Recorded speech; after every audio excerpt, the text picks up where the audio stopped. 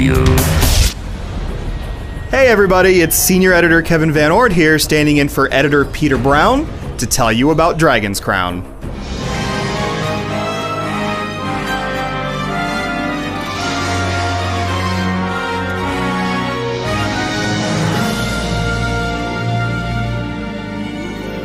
Dragon's Crown may look like a typical beat-em-up on the surface, but once you sink your teeth into its character customization, equipment system, and wealth of side quests, it reveals itself as an action RPG trapped in the shell of a side-scrolling brawler.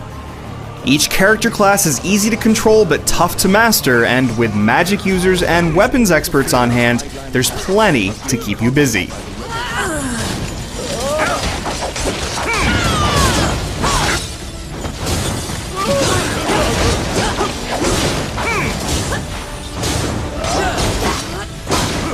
It begins with the story of the titular Dragon's Crown. The lost artifact is said to give the possessor power over ancient dragons. When the king of Hydeland's kingdom fails to return from his search for the crown, you're employed to seek his whereabouts. It's a light story and easy to digest, though not likely to capture your imagination. For that, look no further than what you see in front of you.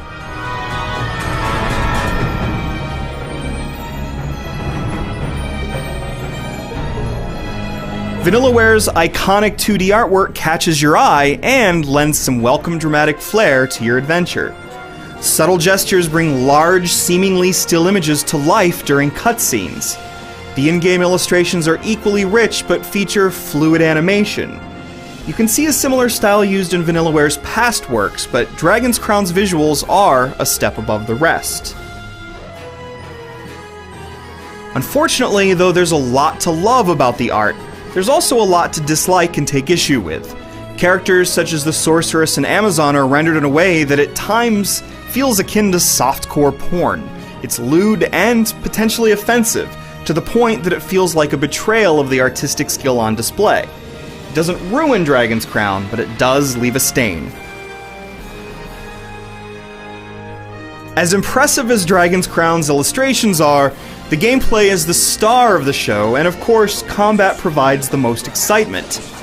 As your party navigates icy ruins and dank caverns, your primary goal is to defeat the dozens of enemies standing in your way. Where most beat-em-ups settle for simple combos with different animations for each character, Dragon's Crown's warriors come with specialized basic maneuvers. Every character can string together combos from a mix of dashing, attacking, and jumping.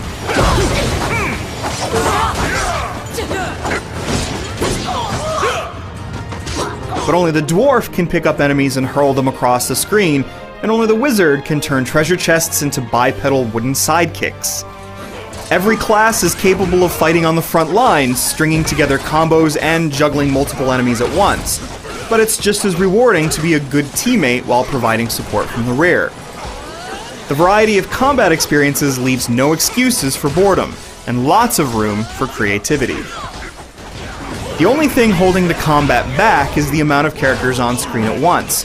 There are times where, if not for a tiny red icon over your head, it's difficult to discern where an enemy ends and an ally begins. The game makes up for this by not counting friendly fire, but it can add confusion during the heat of battle.